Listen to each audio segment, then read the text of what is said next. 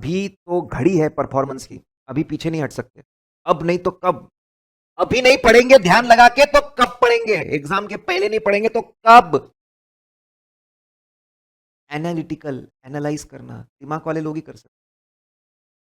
Analytical procedure में we evaluate financial information.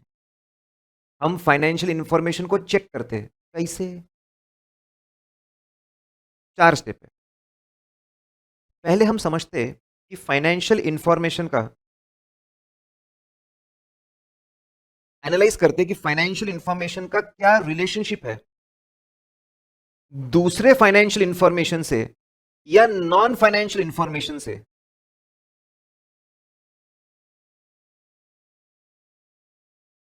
और उसकी मदद से मैं कैसे चेकिंग कर पाऊंगा?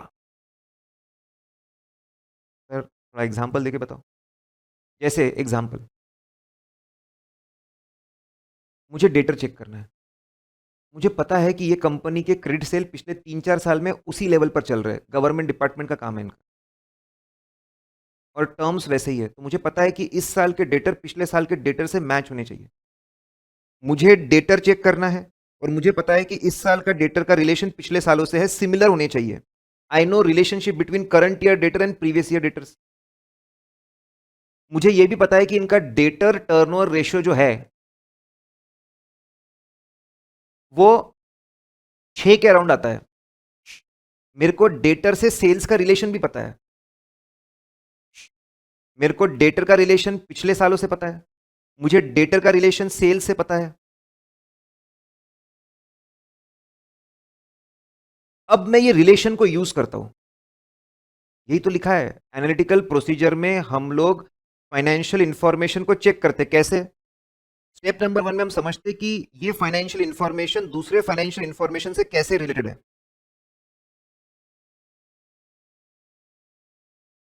या नॉन फाइनेंशियल इंफॉर्मेशन से। जैसे सेल्स है, सेल्स डिपेंड करता है पर स्क्वायर फीट शोरूम का एरिया कितना है। सेल्स का रिलेशन पर स्क्वायर फुट एरिया पे भी डिपेंड करता है। आप जिस इंफॉर्मेशन को चेक करना है, आप देखो उसका रिलेशन दूसरों के साथ क्या है। फिर आप रिलायबल डेटा कलेक्ट करो। आपको पता है पिछले साल के डेटर से कम रिलेशन है। करंट ईयर के डेटर और पिछले साल के डेटर इकट्ठा करो। आपको पता है कि डेटर और टर्नओवर का रिलेशन है। इस साल का डेटर टर्नओवर का रेशियो निकालो, पिछले साल का इंफॉर्मेशन कलेक्ट करो। करंट ईयर की इंफॉर्मेशन, पिछले सालों की इंफॉर्मेशन आप इकट्ठा करो। एक्सपेक्टेड वैल्यूज निकालो। पिछले 3 साल के डेटर का एवरेज निकालो, आपको expected debtor of current year मिल जाएगा। पिछले 3 साल का डेटर टर्नओवर रेशियो लो, उसका एवरेज निकालो, एक्सपेक्टेड डेटर टर्नओवर रेशियो निकल जाएगा। जो भी डेटा है, आपने डेटा कलेक्ट किया, उसकी मदद से expected income, expense, asset, liability या एक्सपेक्टेड रेशियो क्या होना चाहिए हमारे हिसाब से निकालो। फिर स्टेप नंबर 4, एक्चुअल से कंपेयर करो। एक्चुअल से कंपेयर करो। पिछले 3 साल के डेटर का पता है एवरेज कितना आ रहा है? पिछले 3 साल के डेटर का एवरेज आ रहा है 80 लाख रुपए। हमारे इस साल के डेटर कितने? 50 लाख। ये क्या है? एवरेज 80 तो तेरा दिख रहा 50। 30 लाख कम कैसे हुआ? क्रेडिट सेल कम हुआ क्या? नहीं। क्रेडिट पीरियड कम हुआ तेरा, 30 दिन से 15 दिन, 20 दिन। नहीं। कोई डिस्काउंट स्कीम लाया क्या? डेटर लोगों ने जल्दी पैसा दे दिया? नहीं। अबे तो क्या हुआ? 80 से 50 कैसे हो गए? पता नहीं है तेरी, तो पता नहीं तेरे को। हमारा बाजू में हमारा बंदा बैठा हुआ बोलता है अरे मैं भी परेशान हूं। भाई तू क्यों परेशान है? अरे पिछले साल ना एक लाइबिलिटी वाला आइटम था उनका, कौन सा? एडवांस फ्रॉम कस्टमर, इस बार गायब हो गया है। समझा? गलती समझी। कस्टमर के 2 तरह के बैलेंस रहते हैं। Customer having debit balance is debtor, customer having credit balance is advance from customer. नालायकों ने क्लब मार दिया। Customer having debit balance, customer having credit balance, club मार दिया। अरे इस वजह से बैलेंस कम दिख रहा, गलती मिली, मिठाई बांटो। ये एनालिटिकल प्रोसीजर था। एग्जाम्पल दिया मैंने आपको। एनालिटिकल प्रोसीजर में फाइनेंशियल इंफॉर्मेशन को चेक करते हैं, उसके लिए सबसे पहले उस फाइनेंशियल इंफॉर्मेशन की रिलेशनशिप को समझते हैं दूसरे फाइनेंशियल इंफॉर्मेशन और नॉन फाइनेंशियल इंफॉर्मेशन से, फिर डेटा इकट्ठा करते हैं, उसकी मदद से एक्सपेक्टेड वैल्यूज निकालते हैं, expected income, expense, asset, liabilities, expected ratios निकालते हैं और उसको कंपेयर करते हैं एक्चुअल डेटा से। कंपैरिजन में अगर डिफरेंस निकलता तो उसको इन्वेस्टिगेट करते, फिर हमको समझ में आता है। कभी कभी होगा डिफरेंस इज जस्टिफाइड, डिफरेंस अगर जस्टिफाइड नहीं है तो आपको एरर मिलेगा, फ्रॉड मिलेगा। अच्छा, तो एनालिटिकल, आपके दिमाग में क्लैरिटी होनी चाहिए। एनालिटिकल प्रोसीजर का जो मेन मुद्दा है, रिलेशंस को समझना, डेटा की रिलेशंस को समझना, डेटा लेना, कंप्यूटेशन लगाना, एक्सपेक्टेड वैल्यूज और कंपेयर मारना। वो कंपैरिजन आखिरी स्टेप बहुत इंपॉर्टेंट, कंपैरिजन से समझ में आता है कि चीजों में गड़बड़ है क्या। मतलब जो क्लाइमैक्स है एनालिटिकल प्रोसीजर का, वो क्लाइमैक्स है comparison. Comparison is the climax of analytical procedure. Fluctuation और इनकंसिस्टेंसी मतलब यह है कंपेयर, कंपेयर करके पता लगाओ। अब सुनो, अगर मैं पिछले साल से कंपेयर करता हूं तो उसको बोलते हैं ट्रेंड एनालिसिस। पिछले साल से कंपेयर करूंगा तो ट्रेंड एनालिसिस। इस साल के ओपनिंग बजट और फोरकास्ट से कंपेयर करूंगा तो कंपैरेटिव एनालिसिस। पिछले साल से कंपेयर किया तो ट्रेंड एनालिसिस। देखो ये लॉजिकल सीक्वेंस है, पिछले साल से किया ट्रेंड, ओपनिंग बजट से किया कंपेयर। ओपनिंग में तो बोला था इतने सेल होंगे, ओपनिंग में बोला था इतने रेटर होंगे, ओपनिंग बोला था इतने परचेस होंगे, ओपनिंग बोला था इतने प्रॉफिट होंगे, क्यों नहीं हुआ? Comparative analysis. ऑडिटर अपने खुद के एस्टिमेट्स बनाता है, मेरे हिसाब से इतनी इनकम, मेरे हिसाब से इतने एक्सपेंस, अब कंपेयर करो। प्रेडिक्टिव एनालिसिस, साल के एंड में दूसरों से कंपेयर कर रहे हैं। इंटरफर्म एनालिसिस,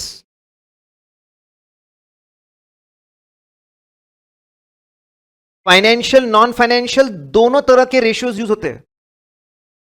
नॉन फाइनेंस जब न्यूमरेटर और डिनोमिनेटर रुपीज में होते हो फाइनेंशियल, कोई भी एक चीज नॉन फाइनेंशियल हो गया मतलब वो नॉन फाइनेंशियल। मतलब sir sales per square feet, production per labour, production per R, production per machine, वो नॉन फाइनेंशियल हो गया।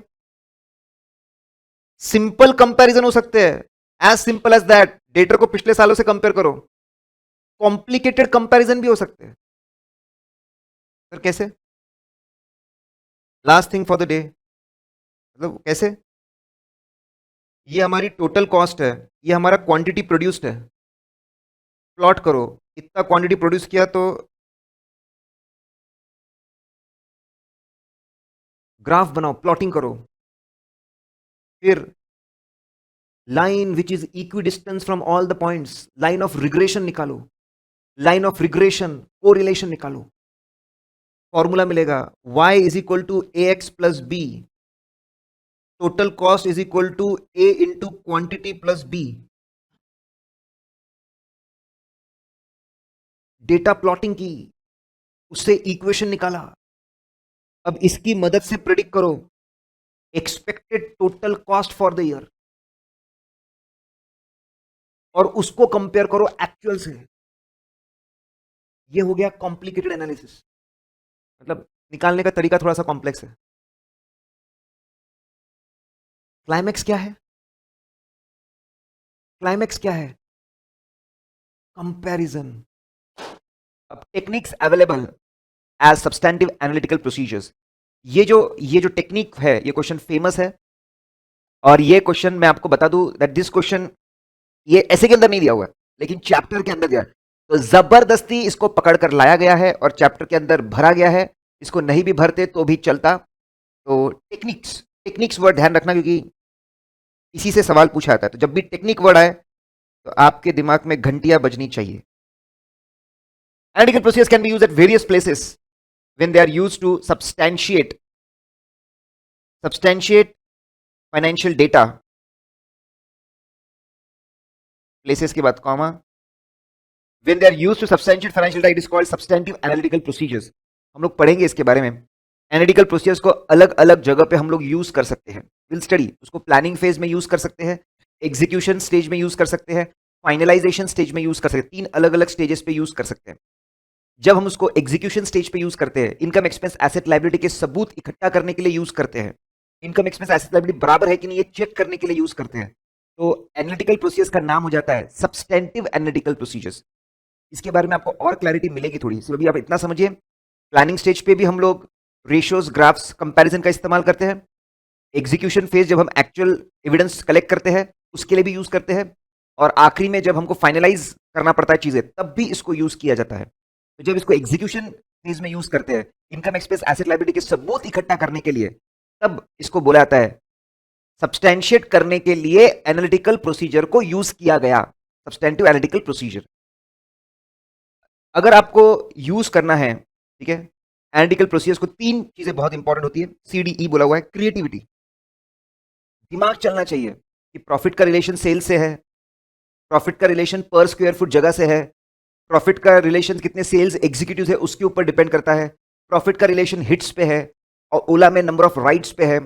हम कौन से दो चीजों को कंबाइन करके रेशियो परसेंटेज निकाले? You need lot of creativity, you need very good thinking. फिर आपको ये सब एनालिसिस करने के लिए, रेशियोज निकालने के लिए रिलायबल डेटा लगता है, और एक्सपीरियंस टीम चाहिए होती है जिनको पता है कि इंडस्ट्री कैसे चलती है। जैसे ब्लू डार्ट है, डीटीडीसी है, इनका जो खर्चा है ये फ्यूल एक्सपेंस पे बहुत ज्यादा डिपेंड करता है। जैसे जैसे फ्यूल एक्सपेंस बढ़ते हैं इनके खर्चे बढ़ते जाते हैं, करेक्ट। जैसे ये सिंपल रिलेशनशिप किसको पता होगी? जिसके पास एक्सपीरियंस है। तो सीडीई, जैसे ए बी सी डी होता है ना, ए और बी गायब है, सीडीई है, क्रिएटिविटी, डेटा और एक्सपीरियंस पे। चलिए अब मेजर टेक्निक पे आते हैं, star technique. Star, S stand for structural modelling. जब हम बात करते हैं एनालिटिकल प्रोसीजर्स की तो हमारे पास अलग अलग टेक्निक है। यहाँ पे स्टार टेक्निक है, चार। Structural modelling, sir structural modelling क्या होता है? बहुत आसान है, जो मैंने लास्ट लेक्चर में आपको बताया था।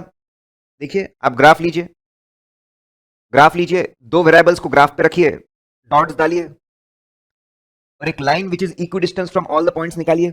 आपको इक्वेशन मिलेगा y is equal to ax plus B, total cost is equal to A Q plus B. ये आपको याद होगा, ये स्ट्रक्चरल मॉडलिंग है। डेटा को इकट्ठा करना, उसकी प्लॉटिंग करना, प्लॉटिंग करके उसका ग्राफ निकालना, ये भी तो भी मैंने बहुत सिंपल लिया है। हो सकता है कभी कभी ग्राफ आपको स्ट्रेट लाइन ना मिले, आपको स्ट्रेट लाइन ना मिले, आपको कर्व्स मिले, तो कर्व्स के क्वाड्रेटिक इक्वेशन बनते हैं, ठीक है। इतना अंदर मत जाइए, कोई पूछने नहीं वाला, मैं सिर्फ आपको स्ट्रक्चर मॉडलिंग का मतलब बता रहा हूँ। In this technique, we use knowledge of statistics. We plot data of two variables on the graph, and from plotting, we get line of regression. We get equation which can be used for computing expected values. बिल्कुल सही। तीसरा for trend analysis, बहुत simple है। Current year के income expense asset liability को, current year के ratio को, percentage को आप दो या उससे ज्यादा पिछले सालों से कंपेयर करिए। When you compare the previous years, उसको ट्रेंड एनालिसिस हम लोग बोलते हैं। We check whether it is as per past, मतलब उसको कंपेयर करते हैं। अगर हमको दिख रहा है कि पास्ट ट्रेंड है, चीजें इंक्रीज हो रही थी, तो इस साल भी इंक्रीज हुई क्या? पास्ट, जैसे अगर प्रॉफिट इंक्रीजिंग ट्रेंड का था तो इस बार बढ़ा क्या? अगर डिक्रीजिंग था तो डिक्रीज हुआ क्या? अगर स्टेबल था तो इस बार भी स्टेबल है क्या? ये चेक करते हैं। फिर रेशियो एनालिसिस टेक्निक में उन्होंने रेशियो, सीधा डेटा को कंपेयर करने से अच्छा आप रेशियोज निकालकर कंपेयर करिए, इसको और भी बेहतर मानते हैं। आप डेटर टर्नओवर रेशियो कंपेयर करिए, आप इन्वेंट्री टर्नओवर रेशियो कंपेयर करिए, आप ग्रॉस प्रॉफिट रेशियो कंपेयर करिए। Ratio, in ratio we compute two or more financial items, ठीक है, and this ratio is we use, we compute ratio between two or more financial item, and this ratio is compared with previous year or with others, which will be useful for obtaining assurance. Ratio can be compared with previous year or similar entity. Ratio का पिछले सालों से compare करो, दूसरी कोई entity होंगी market में हमारी जैसी, उससे कंपेयर करो। Data turnover, inventory turnover, freight expense ratio, ठीक है, freight expense to sales ratio, कितना खर्चा हो रहा है as compare to sales. Star, R for reasonableness, when we compute expected values of financial data or ratio with the help of financial data which are compared either, ठीक है, देखिए when we compute expected values of financial data or financial ratios,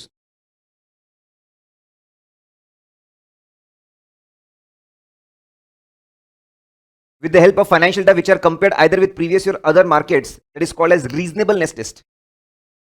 क्या बोल रहे हैं लोग कि आप रीजनेबल, चीजें रीजनेबल लग रही है क्या, लॉजिकल लग रही है क्या? तो ये बोलना चाहते हैं कि आप एक काम करिए, आप सीधा आप पहले एक्सपेक्टेड वैल्यूज निकालिए कि आपको क्या लगता है एक्सपेक्टेड इनकम्स कितनी है। देखो आप देखिए, और मैं आपको और एक चीज बता दूं यहाँ पे खास बात, देखिए ये लॉ नहीं है, ये this not, we are not studying law कि एक चीज एक कॉन्सेप्ट में कवर होगी तो एक चीज एक सेक्शन में कवर होगी तो दूसरे सेक्शन में कवर नहीं होगी।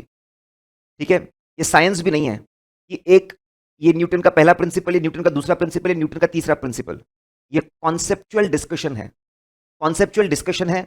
और ये कॉन्सेप्ट जो हमको मिलते हैं इसकी मदद से प्रैक्टिकल लाइफ में हम लोग तय करते हैं किस तरह के रेशियोज, किस तरह के चीजें कंप्यूट करके कंपैरिजन करने चाहिए। प्लीज इसको एकदम कंपार्टमेंटलाइज ना करें, आप जबरदस्ती खुद कंफ्यूज होंगे। स्टैंडर्ड्स एंड ऑडिटिंग की थ्योरी को ऐसे नहीं पढ़ा जाता, ये कॉन्सेप्चुअल डिस्कशन है। इसमें बस कॉन्सेप्ट सीखकर मजा आया, हाँ बिल्कुल ये कॉन्सेप्ट मुझे समझ में आया। हो सकता है दो कॉन्सेप्ट थोड़े से ओवरलैपिंग हो, दोनों में एक जैसे फीचर हो, it is absolutely fine. Reasonableness test होता क्या है? ठीक है, रीजनेबलनेस टेस्ट में हम सिंपल चीज करते हैं, व्हाट वी डू इज हम लोग एक्सपेक्टेड वैल्यूज को निकालते हैं। वी कंप्यूट एक्सपेक्टेड वैल्यूज की expected income, expected expense, expected assets, liabilities कितनी हो सकती है, ऐसा हम निकालते हैं। और उसको फिर हम लोग कंपेयर करते हैं एक्चुअल से कि भाई ये हमको लॉजिकली लग रहा है इतना होना चाहिए था, अब उतना है क्या? अगर है मतलब रीजनेबल है, नहीं है मतलब अनरीजनेबल है बैलेंसेस। सर स्ट्रक्चरल मॉडलिंग में भी वैसे ही करते हैं, बिल्कुल सही बात है।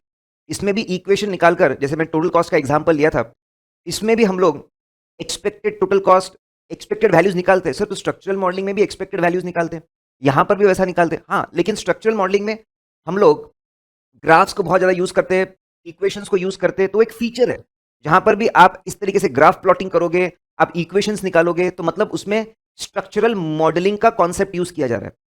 जहां पर भी एक्सपेक्टेड वैल्यूज निकलेगी वहां पे मतलब एक्सपेक्टेड इनकम एक्सपेंस निकलेंगे, उसको कंपेयर कर रहे हैं, वहां पे रीजनेबलनेस टेस्ट बिल्कुल हो सकता है। हो सकता है आप एनालिटिकल प्रोसीजर यूज कर रहे हो, उसमें स्ट्रक्चरल मॉडलिंग का भी कॉन्सेप्ट यूज हो रहा है, हो सकता है उसमें रीजनेबलनेस टेस्ट का भी कॉन्सेप्ट यूज हो रहा है। Are you getting this point? These are conceptual discussions, they are discussing principles with us, जिसकी मदद से हम प्रैक्टिकल लाइफ में उसको इंप्लीमेंट करके हमारे टेस्ट कर सके। तो प्लीज उसको ऐसे पत्थर की लकीर मत मानिए। ठीक है, अगर आपको चार कॉन्सेप्ट दिए तो चारों एकदम अलग होने चाहिए, ओवरलैपिंग नहीं होने चाहिए, ये सोच आपको लेके डूबेगा, तो वैसा मत रखिए। ठीक है, देखिए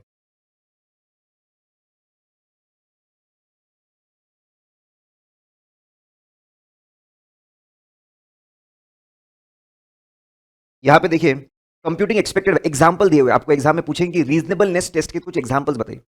computing expected values, WIP based on issued material and sales quantity. हम लोग एक्सपेक्टेड डब्ल्यूआईपी निकाल सकते हैं कैसे? यूनिट सेंस हमने कितने किलोग्राम भेजा था प्रोडक्शन के लिए, माइनस कितना प्रोड्यूस होके सेल हो गया। ठीक है,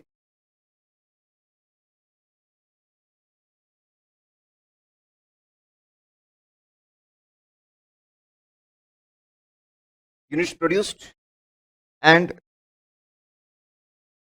सोल्ड। हमने 100 किलो भेजा था, उसमें से हमको पता है कि 70 किलो के ऊपर प्रोसेसिंग होके बिक गया, तो एक्सपेक्टेड डब्ल्यूआईपी कितना होगा? 100 माइनस 70, 30 का। अब आपने उसको एक्चुअल से कंपेयर किया, एक्सपेक्टेड डब्ल्यूआईपी निकाला, एक्चुअल से कंपेयर किया, तो ये एक रीजनेबलनेस टेस्ट हो गया। Rental revenue based on occupancy of premises, expected rent कैसे निकल सकता है कि भाई होटल में कितने नंबर ऑफ रूम्स है, ऑक्यूपेंसी रेट मतलब हर महीने कितना, मतलब ऑक्यूपेंसी रेट हमको पता है कि आ, बारिश के सीजन में यहाँ पे ऑक्यूपेंसी, गोवा में ऑक्यूपेंसी 60% रहती है, शायद लोग कम प्रेफर करते हैं। नंबर ऑफ रूम्स कितने हैं, कितने परसेंट रूम ऑक्यूपाइड होंगे, into number of days in the month, into per day rate, इससे मुझे मंथली एक्सपेक्टेड रेंट निकलेगा। मैं एक्चुअल से कंपेयर कर सकता हूं।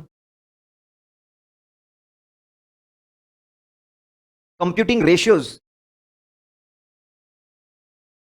कंप्यूटिंग रेशियोज यूजिंग फाइनेंशियल और non financial data and then comparing it with previous year and others in the industry. देखिए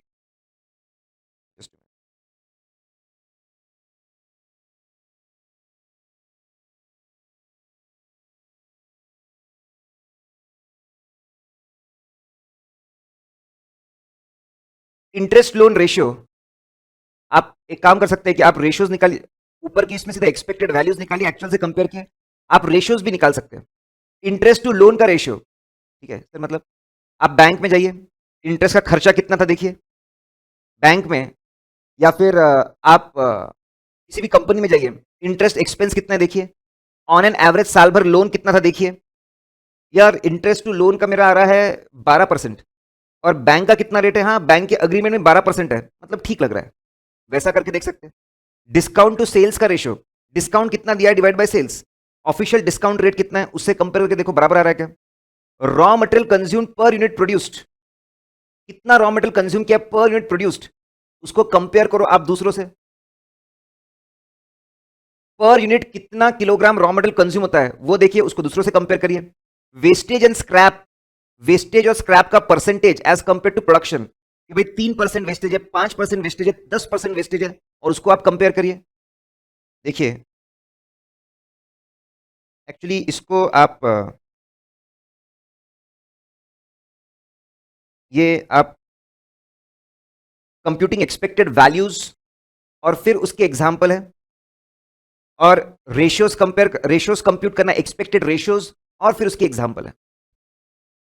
WIP, आप एक्सपेक्टेड WIP निकालिए, एक्चुअल से कंपेयर करिए, एक्सपेक्टेड रेंट रेवेन्यू निकालिए, उसको कंपेयर करिए, फिर रेशियो के एग्जाम्पल शुरू होते हैं, फिर रेशियो के एग्जाम्पल शुरू होते हैं। इंटरेस्ट टू लोन का रेशियो कंपेयर करिए, डिस्काउंट टू सेल्स का रेशियो कंपेयर करिए, raw material per unit produced फिर कंपेयर करिए, वेस्टेज फिर कंपेयर करिए। तो मैं बोलूंगा कि ये जो दो एग्जाम्पल है उसमें पहले वाले, ये एक्सपेंस से रिलेटेड है और दूसरे प्रोडक्शन से रिलेटेड है। ऐसे देखो ग्रुपिंग करने से चीजें ज्यादा याद रहती है। एग्जाम में क्वेश्चन पूछ चुके हैं कि भाई रीजनेबलनेस टेस्ट करने हैं, उसके कुछ एग्जाम्पल बताइए। मैं फिर से पूरी बात रिवाइज करा दे रहा हूं, ध्यान से सुनिएगा, ठीक है। एक टॉपिक उन्होंने इंट्रोड्यूस किया, उसको नाम दिया टेक्निक्स, ठीक है, टेक्निक करके नाम दिया उसको। और मैंने बोला ऐसे का पार्ट नहीं है, लेकिन उन्होंने मॉड्यूल में दिया है, एग्जाम में इसको पूछा हुआ है, तो हमारे लिए तो इंपॉर्टेंट बन जाता है। इसमें बस वो एनालिटिकल प्रोसीजर्स ही डिस्कस कर रहे हैं, नथिंग एल्स। इसमें सबसे पहले वो समझाते हैं कि एनालिटिकल प्रोसीजर्स को अलग अलग लेवल पे यूज कर सकते हैं। अगर आप उसको इनकम एक्सपेंस एसेट लायबिलिटी को सब्सटैंशिएट करने के लिए यूज कर रहे हो, उसको सब्सटैंटिव एनालिटिकल प्रोसीजर्स बोलते हैं।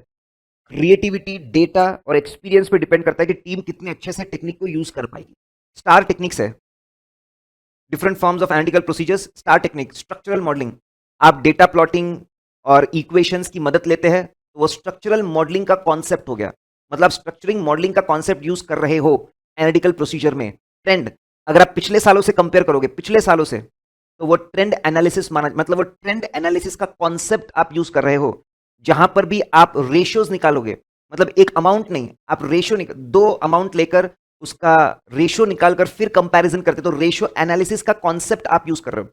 जहां पे भी आप एक्सपेक्टेड वैल्यूज निकालोगे, wherever you compute expected values, ठीक है, तो उसको रीजनेबलनेस टेस्ट, उसको रीजनेबलनेस टेस्ट में बोलूंगा।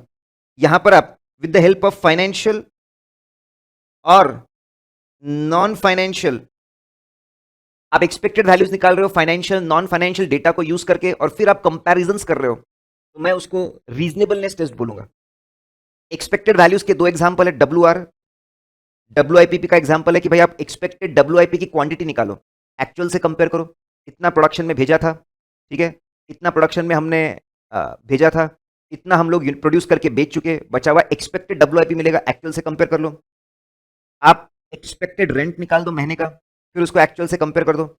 फिर आप एक काम करिए, आप रेशियोज कंप्यूट कर सकते हो। एक्सपेक्टेड एक्सपेंसिडेड, आपने लोन लिया है, तो आप इंटरेस्ट टू लोन का रेशियो निकालिए, उसको आप ऑफिशियल इंटरेस्ट रेट से कंपेयर कर लीजिए। डिस्काउंट है, डिस्काउंट टू सेल्स का रेशियो निकालिए, ऑफिशियल रेट से कंपेयर कर दीजिए। फिर उसके बाद इसी तरीके से प्रोडक्शन से related, raw material consume per unit से रेशियो आपने निकाला, प्रोडक्शन रिलेटेड, प्रोडक्शन में रॉ मटेरियल होता है, raw material to number of units produced, फिर एक्चुअल से फिर आप इंडस्ट्री के एवरेज से कंपेयर करिए, प्रोडक्शन करते हो वेस्टेज स्क्रैप होता है, फिर आप इंडस्ट्री से कंपेयर करिए, एंड सो ऑन। ठीक है, आई होप आपको समझ में आया। ये कॉन्सेप्चुअल, ये पूरा स्टैंडर्ड्स एंड ऑडिटिंग कॉन्सेप्ट आपके दिमाग में कॉन्सेप्ट भरे जा रहे हैं। आप जबरदस्ती कंपेयर मत करिए। कोई बोलेगा सर रेशियो में भी रेशियो निकाला, रीजनेबलनेस टेस्ट में भी रेशियो निकाला, फिर फर्क क्या है बेटा? कॉन्सेप्ट है। जहां पर भी रेशियो निकाला रेशियो एनालिसिस, जहां पर भी एक्सपेक्टेड वैल्यूज निकाली रीजनेबलनेस टेस्ट। हो सकता है आपको दिखे कि एक से ज्यादा कॉन्सेप्ट लगाए जा रहे हैं, it is absolutely fine. I hope this is clear, ये आपके दिमाग में क्लियर है, ये कॉन्सेप्चुअल डिस्कशन आपके दिमाग में क्लियर है। चलिए, application purpose of analytical procedures, मैं आपको पहले ही बताया 3 स्टेज पे इसको यूज करें आप। ये जो एनालिटिकल प्रोसीजर का कॉन्सेप्ट है, ये जो कॉन्सेप्ट है जिसमें हम बहुत सारे कंपैरिजन कर सकते हैं करते हैं, आप ऑडिट के 3 फेजेस में इसको यूज़ कर सकते हैं। प्लानिंग फेज़ में आप चीज़ों को समझने के लिए यूज़ कर सकते हो ताकि समझ के आप अच्छे ऑडिट प्रोसीजर को तय कर सकें। आप प्लानिंग फेज़ में यूज़ करिए ताकि आप तय कर सकें कि आपको नेचर ऑफ चेकिंग क्या करनी है, कौन-सी चेकिंग आपको ज़्यादा लगानी है। आपको एनालिटिकल ज़्यादा लगाना है, टेस्ट ऑफ डिटेल ज़्यादा लगाना है, कैसे आपको आगे बढ़ना है, टाइमिंग, उसका टाइमिंग कैसा होना चाहिए, extend and so on, NT के लिए। फिर आप उसको एग्जीक्यूशन फेज़ में ऑडिट एविडेंस जमा करने के लिए बहुत यूज़ कर सकते हैं। ताकि आप इनकम एक्सपेंस को सब्सटैंशिएट कर सके, उसको बोलते हैं सब्सटैंटिव एनालिटिकल प्रोसीजर्स।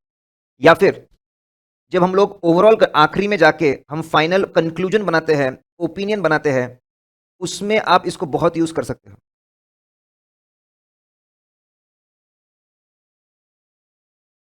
ठीक है, एक एक को हम आगे देखने वाले हैं, बिल्कुल चिंता मत करिए। प्लानिंग फेज में यूज कर सकते हैं, मदद करेगा कंपनी को समझने के लिए, प्लानिंग करने के लिए। एग्जीक्यूशन फेज में इनकम एक्सपेंस एसेट लाइबिलिटी के लिए सबूत इकट्ठा करने के लिए यूज कर सकते हैं। जब हम एनालिटिकल प्रोसीजर को यूज करते हैं सब्सटैंशिएट करने के लिए इनकम एक्सपेंस एसेट लायबिलिटी को, उसको बोलते हैं सब्सटैंटिव एनालिटिकल प्रोसीजर्स। हम आखिरी में जो ओवरऑल कंक्लूजन हम लोग निकाल रहे हैं क्या वो सही लग रहा है, वो चेक करने के लिए भी इसको यूज कर सकते हैं। ऐसा करेंगे तो हमारे हाथ से गलती होने के चांसेस कम हो जाएंगे, हमारे हाथ से गलतियां छूटेगी नहीं। इसके बारे में भी हमने पढ़ा नहीं है, लेटर बाद में पढ़ेंगे। अभी सिर्फ आप इतना समझिए, डिटेक्शन रिस्क कम हो जाती है। डिटेक्शन रिस्क का मतलब क्या, मैं आगे बताऊंगा ना। आप चिंता क्यों करते हो, मैं आपको इसके बारे में बताऊंगा आगे, ऐसे 315 में। अब इतना समझिए, ऐसा करने से ऑडिटर के हाथ से गलती होने के चांसेस कम हो जाते हैं। Now planning phase, use non financial data, example employ, ठीक है, number of employees, number of employees कितना है। आप financial non financial data use करिए, नंबर ऑफ एम्प्लॉयज कितने हैं, वॉल्यूम ऑफ प्रोडक्शन कितना है, स्क्वायर फीट सेलिंग स्पेस क्या है। आप जाकर के कंपनी, आप प्लानिंग फेज में, आप प्लानिंग फेज में काम करिए। नंबर ऑफ एम्प्लॉयज कितने वो डेटा लीजिए, आप क्या कितने लोग काम करते हैं, ये लोग कितना प्रोडक्शन करते हैं, ठीक है, बेचने के लिए आपके पास में कितनी जगह है। आप इनिशियली कंपनी में जाकर बहुत सारा फाइनेंशियल नॉन फाइनेंशियल डेटा आप लीजिए, आप दूसरे कंपनी से कंपेयर करिए, आपको समझ में आएगा कि ये इंडस्ट्री में ये लोग बड़े लोग हैं कि छोटे लोग हैं।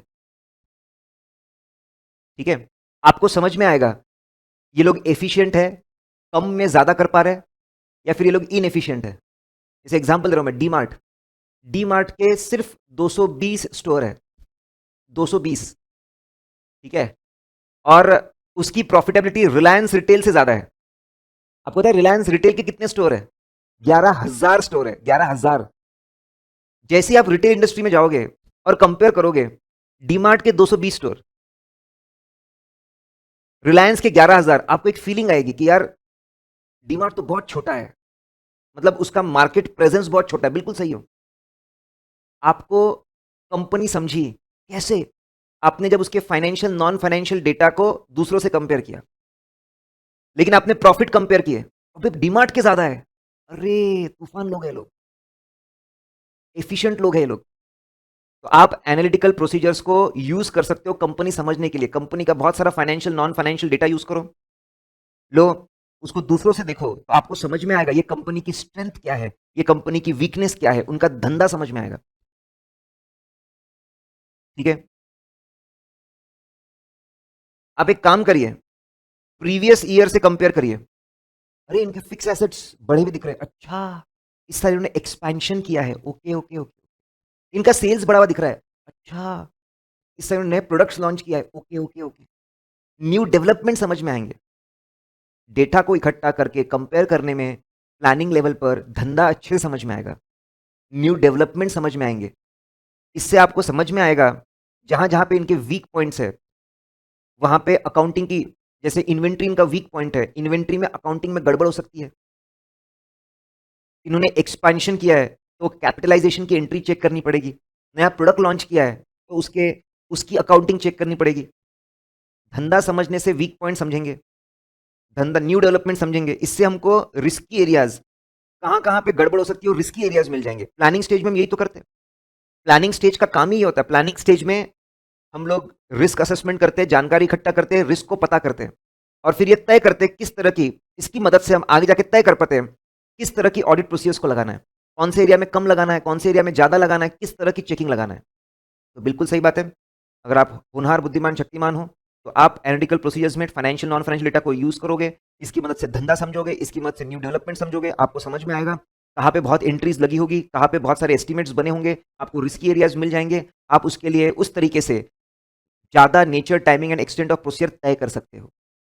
तो एनालिटिकल प्रोसीजर्स, ये कंपैरिजंस बहुत मदद करते हैं प्लानिंग फेज में। फिर ये बहुत मदद करते हैं इनकम, एक्सपेंस, एसेट, लायबिलिटी को चेक करने के लिए।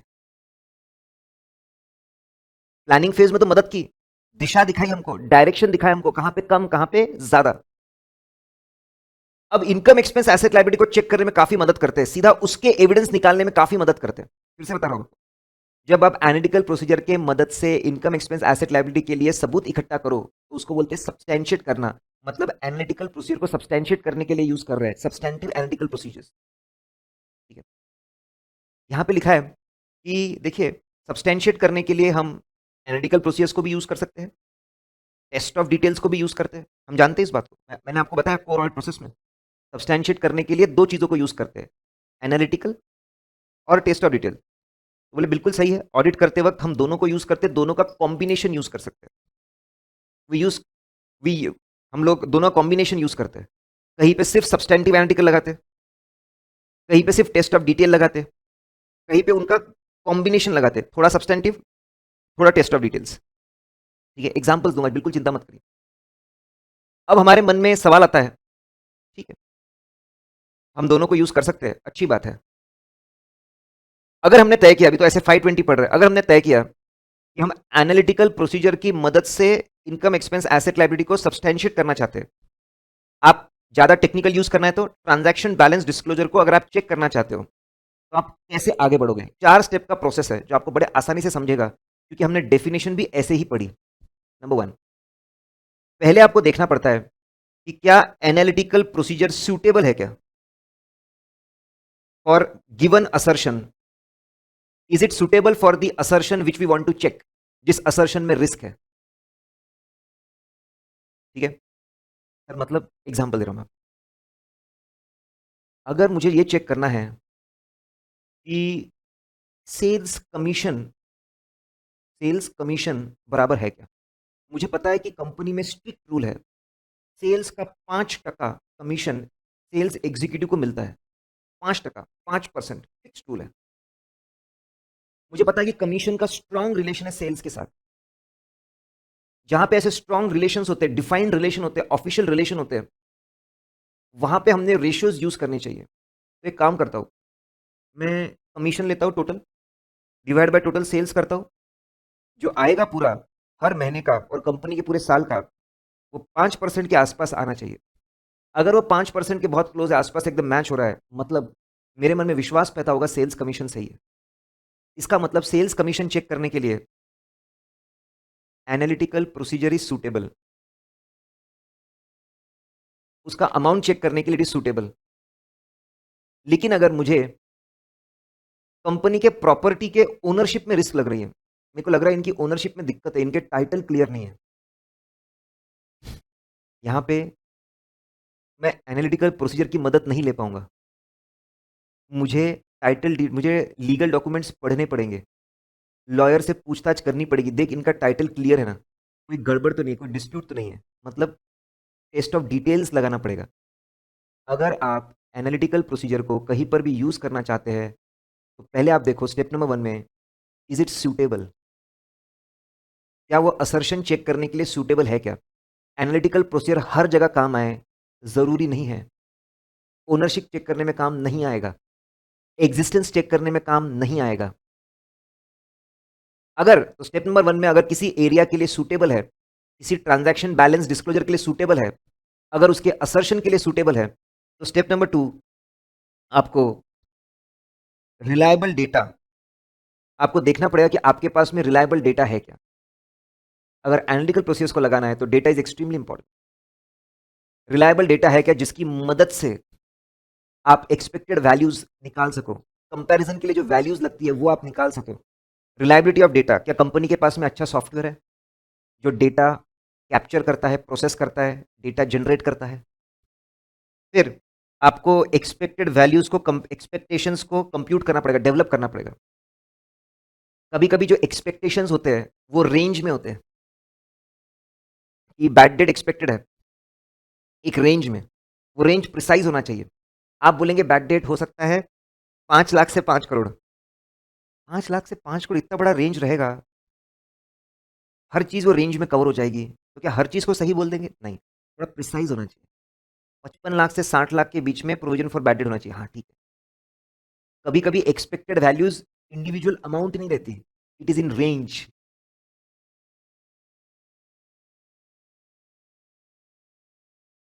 तो रेंज प्रिसाइज होना चाहिए, ठीक है। फिर आप determine the amount of any difference, फिर आप कंपेयर करिए, आप एक्सपेक्टेड वैल्यूज और एक्चुअल चीजों को कंपेयर करिए, उसमें कितना डिफरेंस है देखिए, डिफरेंस बहुत ज्यादा है तो उसको इन्वेस्टिगेट करिए, ठीक है। ध्यान देंगे सब लोग, ठीक है। हम लोग वी आर गोइंग टू, फटाफट आपको रिवाइज कर दे रहा हूँ कि हमने क्या क्या पढ़ा अभी। हम लोग कर रहे हैं SF520 एनालिटिकल प्रोसीजर का मतलब देखा, जिसमें अल्टीमेट क्लाइमैक्स है रिलेशनशिप्स को समझकर एक्सपेक्टेड वैल्यूज निकालना, कंपैरिजन करना। Comparison is the important thing. अलग अलग तरह कंपैरिजन होते हैं, पिछले साल से कंपैरिजन, ओपनिंग बजट से कंपैरिजन, हमारे खुद के प्रिडिक्शन से कंपैरिजन, दूसरों से कंपैरिजन। फिर आगे बढ़ के हमने बोला टेक्निक्स, बेसिकली कॉन्सेप्ट्स है। इसमें किस तरह के कंपैरिजन होते हैं उसके कॉन्सेप्ट्स है। कभी स्ट्रक्चरल मॉडलिंग का यू कॉन्सेप्ट यूज कर सकते हैं, कभी ट्रेंड एनालिसिस का कॉन्सेप्ट यूज कर सकते हैं, ठीक है। कभी एनालिसिस, रेशियो एनालिसिस का कॉन्सेप्ट यूज कर सकते हैं, कभी रीजनेबलनेस निकाल सकते हैं, एंड सो ऑन, ठीक है। इसको 3 जगह यूज कर सकते हैं, प्लानिंग फेज में चीजों को समझने के लिए, एग्जीक्यूशन फेज में सबूतों को इकट्ठा करने के लिए, आखिरी में ओवरऑल ओपिनियन सही लग रहा है ना हमारा, उसके लिए। प्लानिंग फेज में हम धंधे को समझ सकते हैं, न्यू डेवलपमेंट को समझ सकते हैं, हमको पता चलेगा कहाँ पे एंट्रीज बहुत ज़्यादा पास हुई होगी, नई एंट्रीज कहाँ पे पास हुई है, कहाँ पे गड़बड़ के चांसेस है, नई एंट्रीज में स्टाफ गलती करता है। प्लानिंग के बाद एग्जीक्यूशन में अगर आप उसको as a analytical procedure use करना चाहते हो, सब्सटैंटिव एनालिटिकल प्रोसीजर, तो 4 बातों को कंसिडर करके चले जो डेफिनेशन से बहुत क्लोज है, similar to definition, very close. Definition से बहुत क्लोज है ये। पर्टिकुलर ट्रांजैक्शन बैलेंस डिस्क्लोजर के असर्शन के लिए इज इट सूटेबल, जिस असर्शन में मुझे डाउट है उसके लिए सूटेबल है क्या? अगर सूटेबल है तो डेटा रिलायबल है क्या? पहले सूटेबल होना चाहिए, तो डेटा रिलायबल है क्या? रिलायबल डेटा निकालो उस एरिया का, एक्सपेक्टेड वैल्यूज निकालो, कंपैरिजन करके डिफरेंस निकालो। चलिए यहां तक सब क्लियर है क्या? मुझे बताइए, इज एवरीथिंग क्लियर? फटाफट बताइए, आपके दिमाग में क्लैरिटी है क्या? आप चाहते हैं मैं किसी पॉइंट को दोहराऊं, या फिर मैं जानता हूं कि ये टेक्निकल है, yes this standard is technical, लेकिन आप इसको लॉ के जैसे मत पढ़िए, आप इसको साइंस के जैसे मत पढ़िए। ये कॉन्सेप्चुअल डिस्कशन है, ये कॉन्सेप्ट लेकर प्रैक्टिकल लाइफ में जाना पड़ता है, कॉन्सेप्ट्स को लगाकर ऑडिट प्रोसेस को तय करना पड़ता है। सर पहले स्टेप में लिखा है वेयर देयर इज RMM। देखिए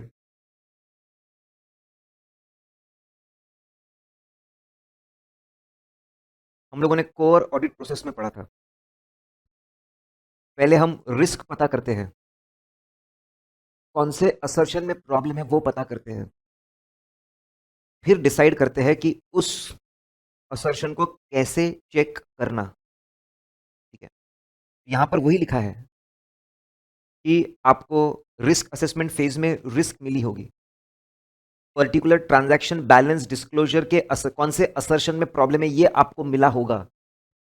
आप देखो क्या वो रिस्क के लिए, क्या वो असर्शन के लिए आपके एनालिटिकल प्रोसीजर सूटेबल है क्या? जो आपको रिस्क मिली थी, जो रिस्क है उसको कवर, उसके लिए सूटेबल है क्या? क्या एनालिटिकल प्रोसीजर उस असर्शन को के लिए सबूत देगा क्या? जैसे मैंने बोला सेल्स का डिस्काउंट का अमाउंट सही है, ये अगर रिस्क है उसके लिए सूटेबल है, लेकिन प्रॉपर्टी की ओनरशिप के लिए सूटेबल नहीं है। तो आपको सोचना पड़ता है, is it suitable for the transaction balance disclosure and their assertions which we want to check, क्या उसके लिए सूटेबल है? अगर सूटेबल है तो अगला एनालिसिस के लिए मेरे पास रिलायबल डेटा है क्या, इनका अकाउंटिंग सॉफ्टवेयर अच्छा है क्या। नेक्स्ट, एक्सपेक्टेड वैल्यूज को मैं कंप्यूट करता हूँ प्रेजेंट सर्कमस्टांसेस को देखकर। और फोर्थ, कंपेयर करके डिफरेंस निकालूंगा, इन्वेस्टिगेट करूंगा। I hope that is clear.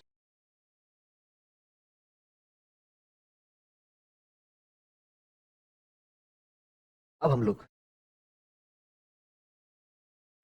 हमारे मॉड्यूल में ये पूरा एक चैप्टर है एनालिटिकल प्रोसीजर का। अब कैसे तय करना,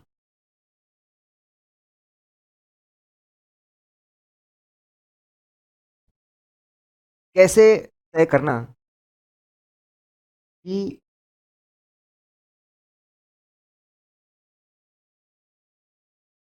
इज इट सूटेबल, कौन से एरिया में एनालिटिकल प्रोसीजर ज्यादा सूटेबल होगा, कैसे तय किया जाए। मुझे 1 मिनट का टाइम दीजिए।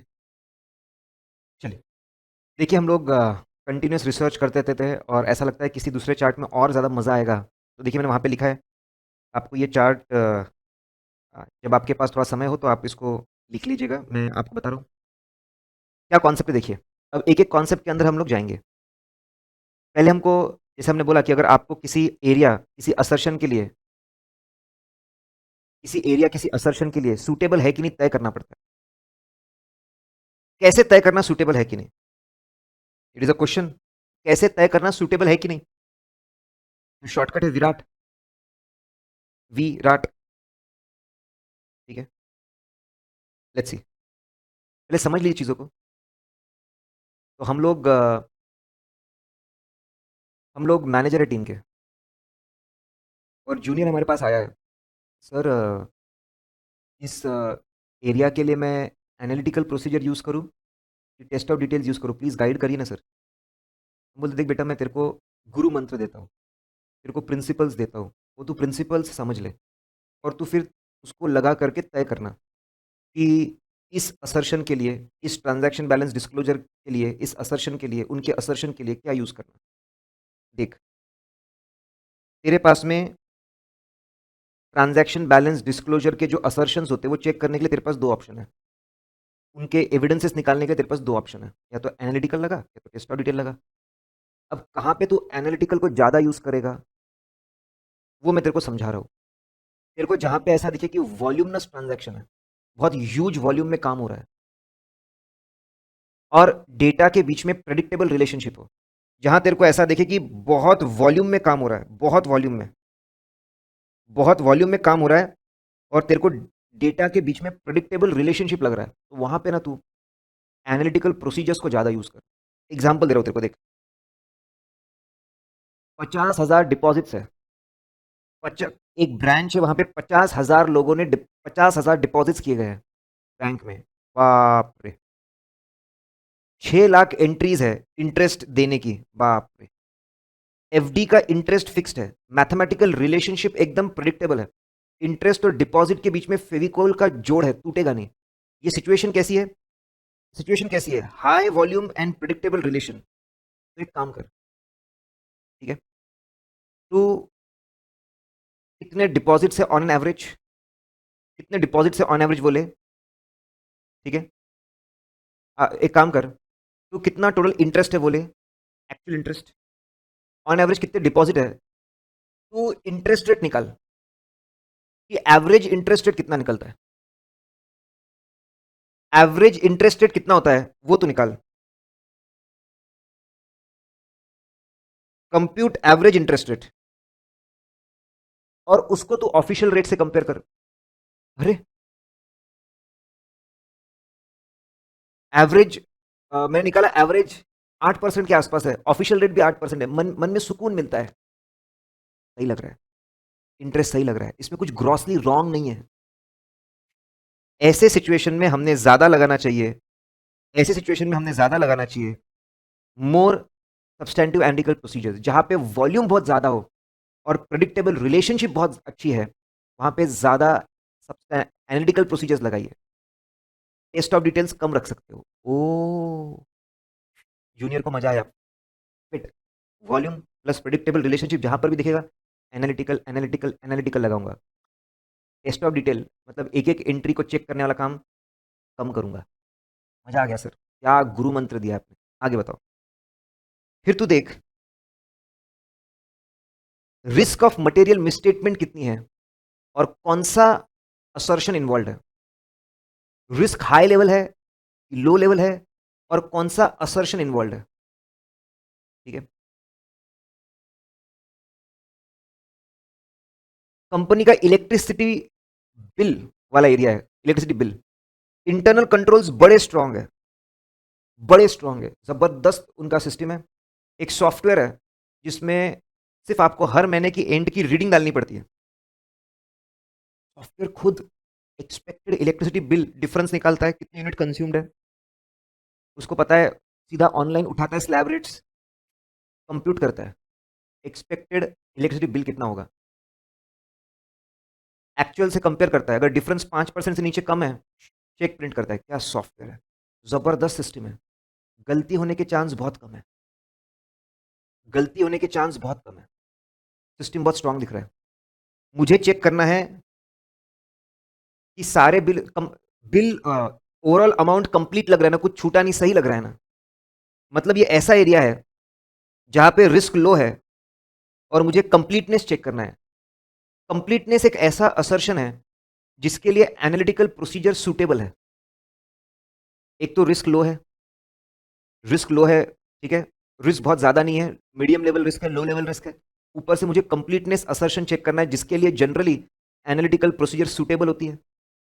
वाह, ठीक है, मैंने एनालिटिकल प्रोसीजर, एक काम कर सिंपल, कैसा मंथली ग्राफ बना, मंथली ग्राफ बना, हर महीने कितना इलेक्ट्रिसिटी चार्जेस है,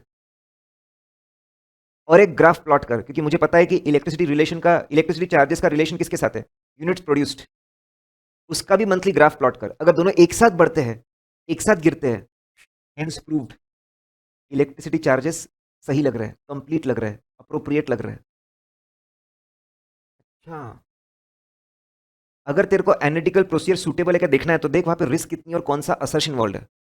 अगर लो लेवल रिस्क होगी और असर्शन के लिए सूटेबल लग रहा है तेरे को, अगर ऐसा है, बिंदास, वहां पे तूने एनालिटिकल प्रोसीजर्स को ज्यादा यूज करना चाहिए, टेस्ट ऑफ डिटेल्स को कम यूज करना चाहिए। समझा समझा, ठीक है। A for assurance obtained, sir ये क्या होता है अश्योरेंस ऑप्टेंड। देख तेरे को कितना कॉन्फिडेंस मिल रहा है, मतलब तेरे को कितना भरोसा मिल रहा है। देखो example, rent revenue analytical procedure for rental income versus GP margin analysis for sales revenue. Sir ये क्या बात हुई, हर एनालिटिकल प्रोसीजर आपको सेम लेवल ऑफ अश्योरेंस दे, जरूरी नहीं है सर। मतलब मैं होटल का एक्सपेक्टेड रेंट निकाल सकता हूँ, कितने रूम है, 1000 रूम है, बहुत बड़ा होटल है, 1000 रूम है, इस महीने में 60% ऑक्यूपेंसी थी, ऐसा ऑपरेशनल डेटा बताता है।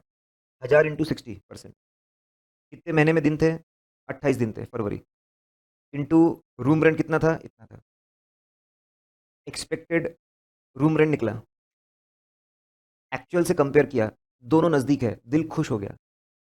मुझे इतना भरोसा पैदा हुआ, इतना भरोसा पैदा हुआ, इतना भरोसा पैदा हुआ कि मैंने बोला यार रेंट एकदम सही लग रहा है। मुझे टेस्ट ऑफ डिटेल्स में हार्डली थोड़े बहुत बिल चेक करूंगा, बहुत मजा आया। कभी कभी आपको एनालिटिकल प्रोसीजर बहुत भरोसा पैदा करते हैं। एक्सपेक्टेड रेंट ने जो मेरे दिल में अश्योरेंस पैदा किया वो बहुत ज़्यादा था, तो मैं एनालिटिकल प्रोसीजर पे ज़्यादा भरोसा करूंगा, टेस्ट ऑफ डिटेल्स कम कर दूंगा। लेकिन हर जगह ऐसा हो जरूरी नहीं है। एग्जाम्पल के तौर पे मुझे पता था ग्रॉस प्रॉफिट का रिलेशनशिप होता है सेल्स के साथ, मैंने जीपी मार्जिन निकाला, इस साल का जीपी मार्जिन मैंने पिछले 3 साल से कंपेयर किया, 3 साल के एवरेज से, gross profit divide by sales निकाला, 20% आया। पिछले 3 साल का मैंने जीपी रेशियो का एवरेज निकाला, वो भी 20% आया। वाह, पिछले साल भी जीपी मार्जिन 20% के आसपास था, वहां पे तो अकाउंटिंग सही हुई थी। इस बार भी 20% के आसपास आ रहा है, मतलब अकाउंटिंग सही लग रही है, मुझे भरोसा मिल रहा है, एविडेंस मिल रहा है, मजा आ रहा है। लेकिन सिर्फ जीपी मार्जिन मैच हो रहा है, क्या मैं इससे डिक्लेयर कर सकता हूँ कि सेल्स सही है और चेकिंग नहीं करनी, ओपनिंग स्टॉक सही है और चेकिंग नहीं करनी, क्लोजिंग स्टॉक सही है और चेकिंग नहीं करनी, परचेज सही है और चेकिंग नहीं करनी, क्योंकि जीपी निकालने के लिए सारे आइटम्स लगते हैं? नहीं। मुझे सिर्फ इतना भरोसा मिल रहा है कि ओवरऑल चीज़ें सही लग रही है। इतना भरोसा नहीं मिल रहा कि सेल्स की चेकिंग कम कर दूँ। इतना भरोसा नहीं मिल रहा कि परचेज़ की चेकिंग कम कर दूँ। इतना भरोसा नहीं मिल रहा कि ओपनिंग और क्लोजिंग स्टॉक की चेकिंग कम कर दूँ। बस इतना भरोसा मिल रहा है, सब ठीक लग रहा है। मैं ये बताना चाहता हूँ, कहीं पे एनालिटिकल प्रोसीजर आपको बहुत ज़्यादा भरोसा दिलाता है, कहीं पे कम दिलाता है। जहाँ पे, ठीक है, जहाँ पे हमको भरोसा रेंट में बहुत ज़्यादा भरोसा दिला रहा है, जीपी मार्जिन में इतना नहीं दिखा रहा। जहाँ पे आपको बहुत भरोसा मिले ना, वहाँ पे आप एनालिटिकल प्रोसीजर्स को लगा दो। जहाँ पे कम मिले, वहाँ पे एनालिटिकल प्रोसीजर कम लगाओ, टेस्ट ऑफ डिटेल्स को ज़्यादा लगाओ। आखिरी में, विराट में test of details, some of test of details along with and is give high level of, कुछ टेस्ट ऑफ डिटेल्स ऐसे होते हैं जिसको अगर एनालिटिकल प्रोसीजर्स, मतलब कुछ सिचुएशन ऐसी होती है जहां पे हम, ठीक है, अगर दोनों कंबाइन कर दे, दोनों कंबाइन करें तो हमको हाई लेवल ऑफ अश्योरेंस मिलता है। अगर ऐसा आपको दिख रहा है कि दोनों कंबाइन करके हाई लेवल ऑफ अश्योरेंस मिल रहा है, तो आपने आपने एनालिटिकल, मतलब आपने फिर वहां पे कॉम्बिनेशन लगाना चाहिए। You should go for combination. Sir कैसे सर, थोड़ा आप मतलब समझाएंगे? देखिए, इस साल क्या हुआ है कि अचानक बिजनेस के लेवल्स बहुत बढ़ गए, बहुत बढ़ गए। नए प्रोडक्ट्स हमने लॉन्च किए बहुत डायनामिक तरीके से, भयंकर चेंजेस है। जब भी भयंकर बड़े चेंजेस आते हैं ना, तो हम थोड़ा सा डर में रहते हैं यार। अब हम देख रहे हैं, डेटर हमको चेक करना है। मुझे पता है आज भी मेरा क्रेडिट पीरियड उतना ही है, टर्म्स उतनी ही है, डेटर टर्नओवर रेशियो मैच हो रहा है। It is a big change in the business, business में बहुत बड़ा चेंज है।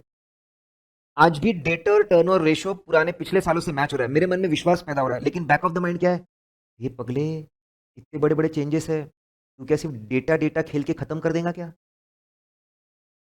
डेटर का कंफर्मेशन भी ले, उसकी सब्सिक्वेंट रिकवरी भी चेक कर, दोनों का कॉम्बिनेशन यूज कर, तो रात को नींद अच्छी आएंगी तेरे को। कभी कभी सिचुएशन ऐसी होती है जब हेवी चेंजेस होते हैं, तो दोनों का कॉम्बिनेशन मजा देता है, दोनों का कॉम्बिनेशन तूफान काम करता है। ठीक है, एग्जाम्पल के तौर पे,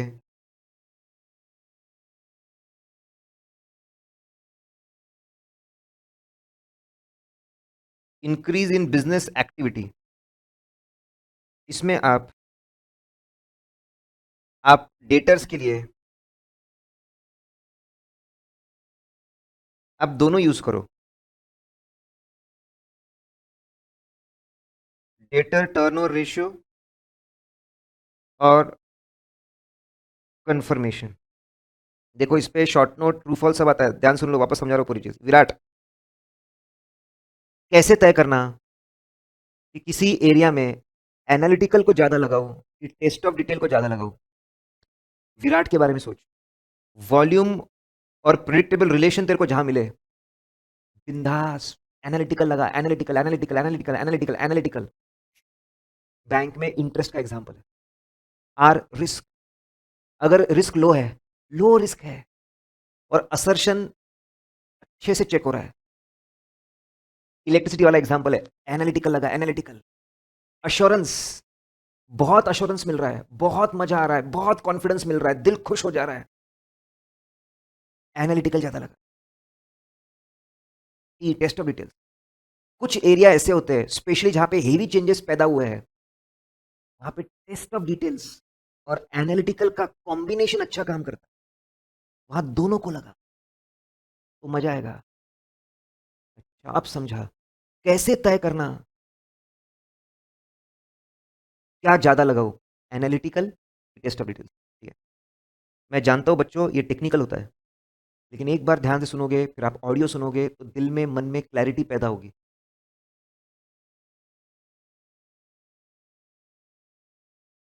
अब देखो हम क्या पढ़ रहे हैं, हम पढ़ रहे हैं एनालिटिकल प्रोसीजर को यूज करना टीबीडी को, ट्रांजैक्शन बैलेंस डिस्क्लोजर को सब्सटैंशिएट करने के लिए। सब्सटैंटिव एनालिटिकल प्रोसीजर हम लोग पढ़ रहे हैं, उसमें 4 स्टेप से गुजरना पड़ता है। पहला सोचना पड़ता है इज इट सूटेबल, सूटेबल है कि नहीं, उसके फैक्टर्स देखे हमने विराट। किसी एरिया के लिए, किसी असर्शन के लिए अगर सूटेबल है, अगला स्टेप है डेटा शुड बी रिलायबल। कैसा पता चलेगा वेदर, कैसे पता चलेगा वेदर डेटा इज रिलायबल, कैसे पता चलेगा whether data is reliable? Shortcut है SRNCC। S stand for source of data. अगर तुमको एक्सटर्नल इंडिपेंडेंट सोर्स से डेटा मिल रहा है, बाहर से डेटा आ रहा है कैलकुलेशंस के लिए, कंपैरिजन के लिए, वो भी इंडिपेंडेंट, जहां पे कंपनी की कुछ नहीं चलती, इंडस्ट्री एसोसिएशन से तुमको डेटा मिल रहा है, गवर्नमेंट ऑफ इंडिया से तुमको डेटा मिल रहा है, वाह, एक्सटर्नल सोर्स ऑफ डेटा है, इंडिपेंडेंट सोर्स ऑफ डेटा है। ये तो हम पहले भी पढ़ कर आए, ऐसा डेटा हमेशा कंपैरेटिवली ज़्यादा रिलायबल होता है। ग्रेट। आपको एनालिटिकल प्रोसीजर को लगाने के लिए डेटा चाहिए और अब आपको तय करना है इज इट रिलायबल डेटा। सुनिए, अगर एग्जाम में क्वेश्चन आता है रिलायबिलिटी ऑफ डेटा, तो आपको ऐसे 500 लगाना है। लेकिन अगर आपको क्वेश्चन आता है reliability of data for performing analytical procedure, तो ऐसे 520 लगाना है। फिर nature and relevance of data, nature of data, अगर डेटा, नेचर ऑफ डेटा जो है, अगर एक्चुअल नेचर ऑफ डेटा है तो वो ज़्यादा रिलायबल होता है as compare to estimated data. For example, employees कितने काउंट कर सकते हैं, दैट इज एक्चुअल डेटा, वो ज़्यादा रिलायबल है। लेकिन कौन से एम्प्लॉय ने कितना टाइम पास किया, कितना आइडल टाइम था, ये एस्टिमेट किया जाता है, that is less reliable. Actual datas are always more reliable than estimated data. तो डेटा का नेचर क्या है उस पर रिलायबिलिटी डिपेंड करती है। रेलेवेंस, रेलेवेंस ऑफ डेटा, जो डेटा है ये हमारे लिए कितना सूटेबल है। मतलब सर, बजट का एग्जांपल दे रहा हूं मैं। कंपनी ने बजट बनाया कि अगला साल कैसा रहेगा, पिछला साल देखकर, प्रेजेंट सर्कमस्टांसेस देखकर, इकोनॉमी की हालत को देखकर अगला साल कैसा रहेगा ये प्रेडिक्ट किया उन्होंने, बहुत रियलिस्टिक बजट बनाया। ये कंपैरिजन के लिए बहुत सूटेबल है, बहुत बढ़िया। लेकिन सपोज कंपनी और एक बजट बनाती है, हाइपोथेटिकल, काल्पनिक, ख्याली पुलाव, एक नया प्लांट बना लिया तो, एक नए कंट्री में एंट्री हो गई तो, 4 नए मॉडल लॉन्च किए तो, हाइपोथेटिकल है ये, इतना सूटेबल नहीं है कंपैरिजन के लिए। ये क्या सिचुएशन है, मतलब इतना ये बजट काम का नहीं है। डेटा रिलायबल होगा क्या, मजा आएगा क्या, डिपेंड करता है नेचर ऑफ डेटा क्या है, सिचुएशन के लिए कितना रेलेवेंट है। यहां पे रेलेवेंट का मतलब सूटेबल कितना है। फिर कंपेरेबल, अगर थर्ड पार्टी डेटा है, थर्ड पार्टी, ये खास थर्ड पार्टी के लिए,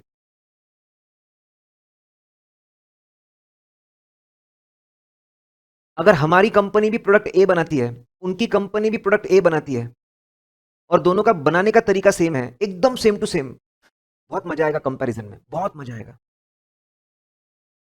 लेकिन हम ए बनाते हैं, वो ए प्लस बी बनाते हैं, अच्छा तुम ए प्लस बी बनाते हैं, अरे अरे, अरे, हर जगह पे बी का डेटा अलग करना पड़ेगा, अंदाजा लगा लगा कर। इतना मजा नहीं आएगा, क्योंकि मैं तो सिर्फ ए बनाता हूँ, तुम ए प्लस बी बनाते हो। ऐसा है। या फिर हम एक बहुत ही स्पेशलाइज प्रोडक्ट बनाते हैं, हम बहुत स्पेशलाइज प्रोडक्ट बनाते हैं, सेलिब्रिटीज के लिए कोई प्रोडक्ट बनाते हैं हम लोग, सेलिब्रिटीज के लिए पानी बनाते हैं। आजकल कौन सा ब्लैक वाटर वगैरह क्या क्या कॉन्सेप्ट है, ब्लैक वाटर कॉन्सेप्ट है, 5,000 रुपए लीटर, और वो कंपनी 20 रुपए लीटर का पानी बनाती है। कंपेयर नहीं कर पाएंगे, मजा नहीं आएगा। जितना डेटा कंपेरेबल होगा उतना एडजस्टमेंट्स कम करने पड़ेंगे, उतना डेटा रिलायबिलिटी बढ़ेगी। फिर C stand for control over preparation. अगर कंपनी के अंदर का डेटा है तो क्या सिस्टम को यूज किया बनाने के लिए? अरे एम्प्लॉय डेटा के लिए 4 लोगों की वेल ट्रेन टीम है, जोरदार सॉफ्टवेयर है, सिस्टमैटिक स्टेप्स है, उनके चेक करने के लिए सुपरवाइजर है, फिर सीएफओ चेक करता है, सिग्नेचर स्टैम्प के बाद डेटा फाइनल होता है। क्या सिस्टम है बेटा, कंपनी का क्या सिस्टम है, कंपनी का क्या कंट्रोल है डेटा प्रिपरेशन एक्टिविटी पे। मजा आ गया। इट इंश्योर्स कंप्लीटनेस, तो डेटा रिलायबल होगा। इट इंश्योर्स एक्यूरेसी, तो डेटा रिलायबल होगा। It ensures it is authorised, valid data है, ऑथराइज डेटा है, अप्रूव डेटा है, ये भी रिलायबल रहेगा। सीनियर एनसीसी, सोर्स बाहर का है, रिलायबल। नेचर एक्चुअल है, रिलायबल। रिलेवेंट है, हमारे सिचुएशन सिचुएशन को सूट करता है, रिलायबल। कंपेरेबल है, कम एडजस्टमेंट करने पड़ेंगे, रिलायबल। कंट्रोल ओवर प्रिपरेशन जोरदार है, it ensures completeness, accuracy, validity, reliable. बहुत बढ़िया। अब देखिए वही स्टेप चल रही है, पहले तय करना पड़ता है इज इट सुटेबल। विराट वाले प्रिंसिपल्स लगा के तय करेंगे इज इट सुटेबल और नॉट। सुटेबल के बाद डेटा रिलायबल है कि नहीं, सीनियर एनसीसी कैडेट बताएंगे कि डेटा रिलायबल है कि नहीं। स्टेप नंबर 3 होता है कंप्यूटिंग एक्सपेक्टेड वैल्यूज, कंपैरिजन के लिए जो वैल्यूज लगेंगी उसको कंप्यूट करो, उसको डिटरमाइन करो। उसको लेकर कोई डिटेल हमारे मॉड्यूल में नहीं था, उसमें हम नहीं गए। आखिरी स्टेप था कंपेयर करके इन्वेस्टिगेट करो। देखो, if after performing analytical procedure auditor identifies fluctuations, हमने एनालिटिकल प्रोसेस को लगाया, कंपैरिजन किया, अगर उसको फ्लक्चुएशंस दिख रहे हैं, डिफरेंसेस दिख रहे हैं, इनकंसिस्टेंसीज दिख रही, मिसमैच दिख रहे हैं एक्सपेक्टेड वैल्यूज के साथ बीच में, इन्वेस्टिगेट डिफरेंसेस। कैसे इन्वेस्टिगेट करेंगे? इंक्वायरी। मैंने आपको डेटर का एग्जांपल लिया था, ये मैनेजमेंट इस साल के डेटर 50 लाख है, एक्सपेक्टेड 80 लाख है, अगले 30 लाख का फर्क है। हमेशा जब भी डिफरेंस आएंगे पूछताछ करो, क्यों डिफरेंस है, ऐसा हुआ क्या, वैसा हुआ क्या। सेल इस बार बढ़े हुए दिख रहे हैं, प्राइस बढ़ी है क्या, क्वांटिटी बढ़ी है क्या, नए कस्टमर आए क्या, नए प्रोडक्ट लॉन्च किए क्या, कोई मार्केट में कंपनी टपक गई क्या, तुम्हारा सेल बढ़ गया। पहले हमेशा जब भी डिफरेंस मिलते तो इंक्वायरी करके सबूत निकालो।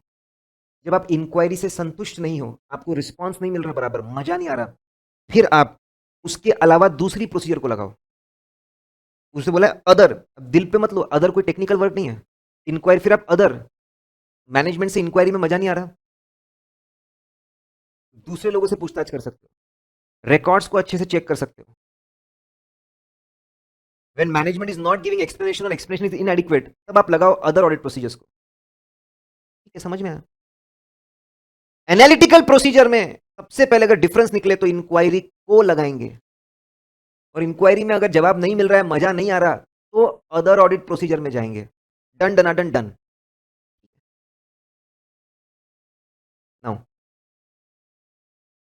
एनालिटिकल प्रोसीजर को हम यूज करते हैं ओवरऑल कंक्लूजन के लिए। फिर ये क्या है?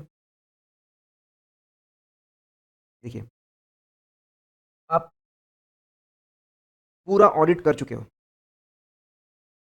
सभी तरह के ट्रांजैक्शंस, बैलेंसेस, डिस्क्लोजर आप चेक कर चुके हो। आपने बहुत जगह एनालिटिकल प्रोसीजर्स को लगा के सबूत लिए, बहुत जगह टेस्ट ऑफ डिटेल्स लगाकर सबूत लिए, आप पूरा ऑडिट कंप्लीट कर चुके हो। अब आखिरी में क्या करो, near end of the audit आप ऐसी प्रोसीजर लगाओ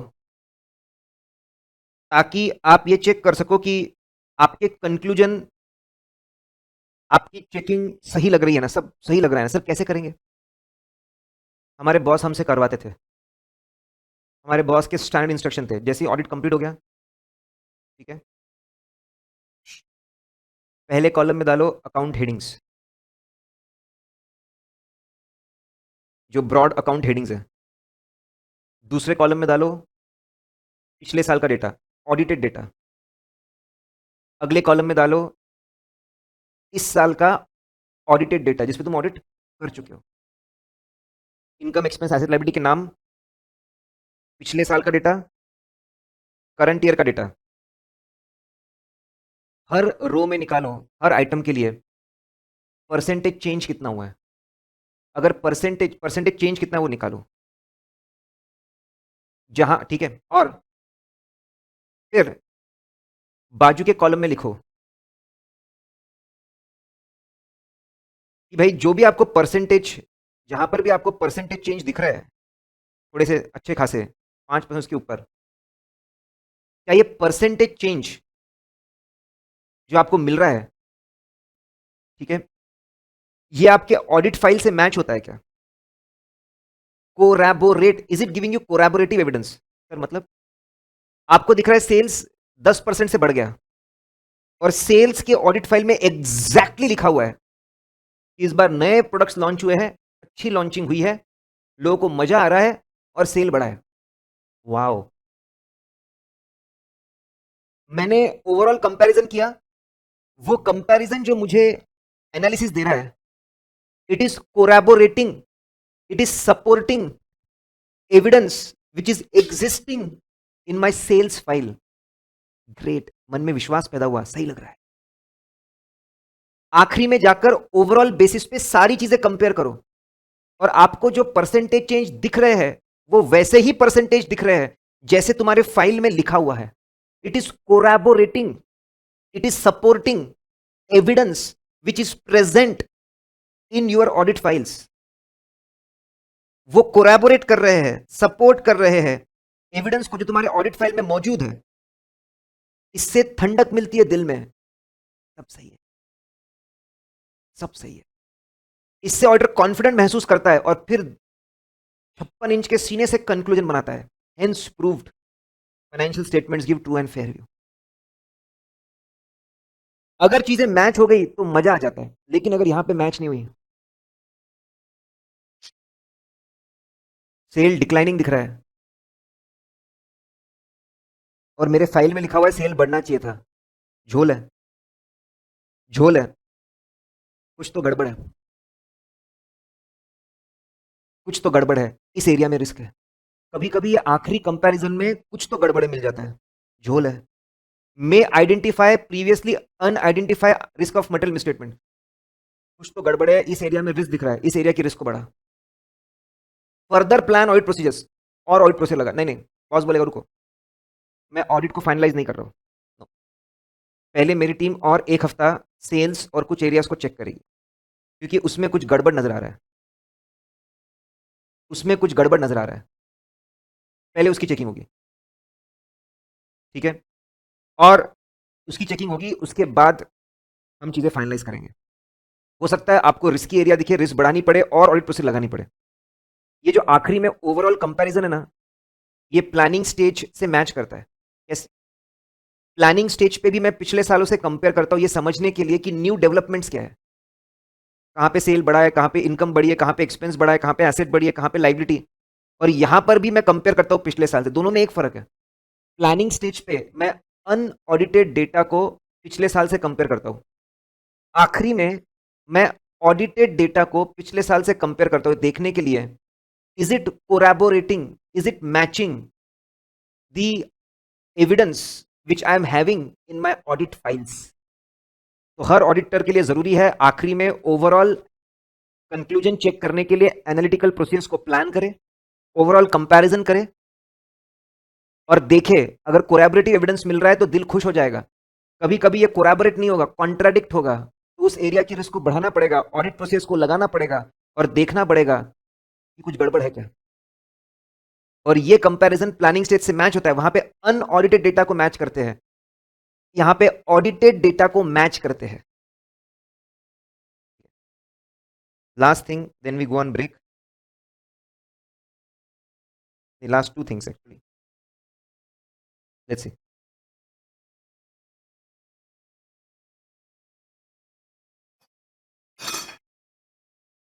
listen, SA 520 is a technical standard और मजा आता है इसके अंदर जाने में। याद दिला दे रहा हूँ आपको क्या क्या पढ़ कर आए हम लोग। 520 में पहले पढ़ा एनालिटिकल प्रोसीजर मतलब क्या, जो हमको अल्टीमेटली समझा कंपैरिजंस होते हैं इसमें। फिर हम आगे बढ़े, हमने बोला टेक्निक्स।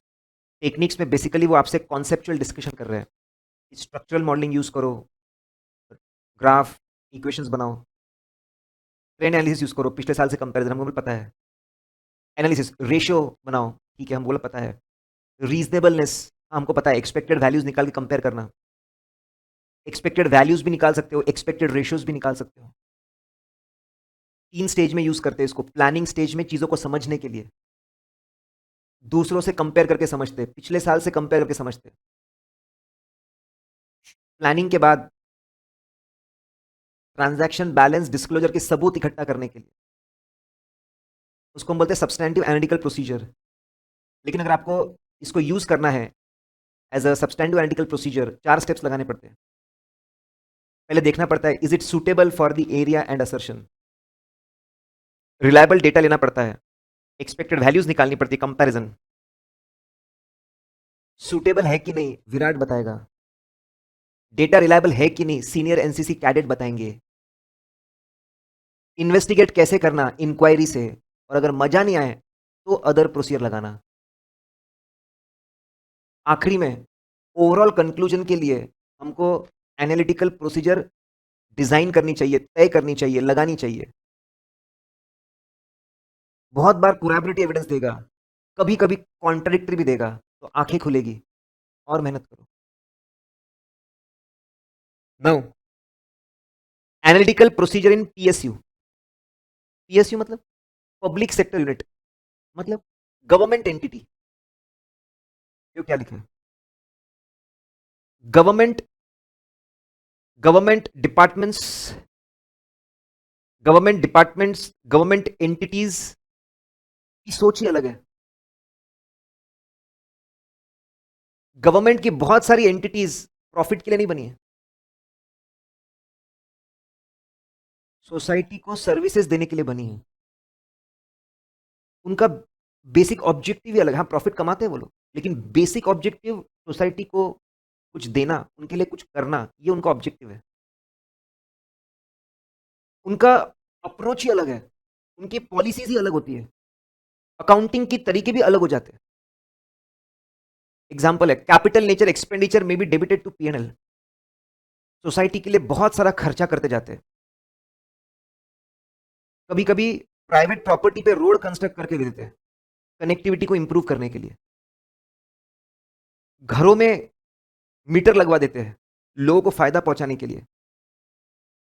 बहुत सी बार ये लोग खर्चा करते हैं लेकिन सोसाइटी के लिए करते हैं, उनका राइट नहीं होता उसके ऊपर।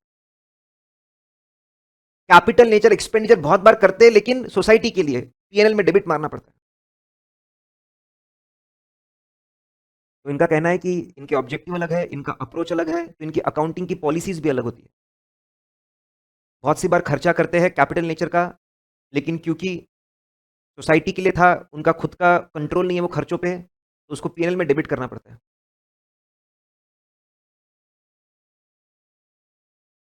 बहुत सी बार इन्वेंट्री पे जम के खर्चा करते हैं,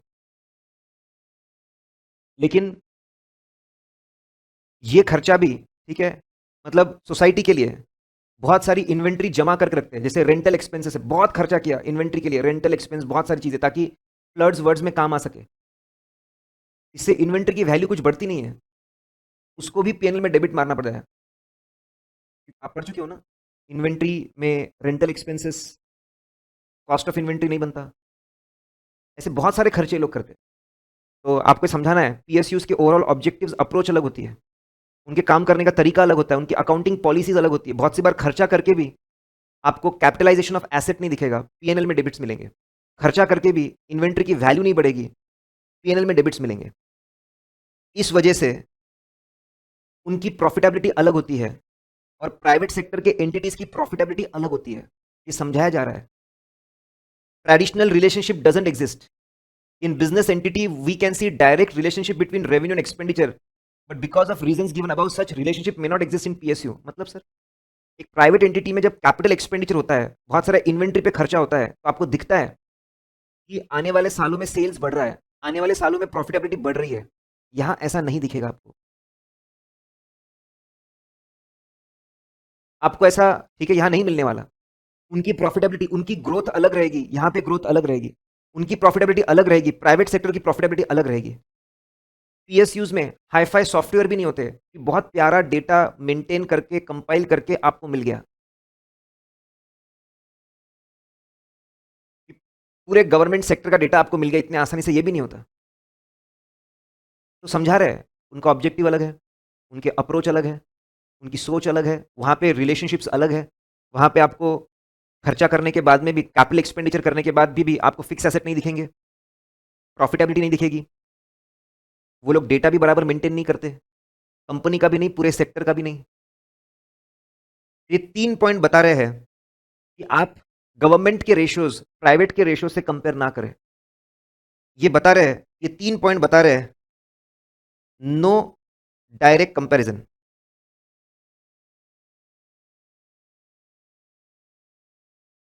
मत करिए डायरेक्ट कंपैरिजन पीएसयू और इनके बीच में, सही नहीं होगा। इट इज नॉट, सही नहीं होगा कंपैरिजन, दे आर नॉट कंपेरेबल्स।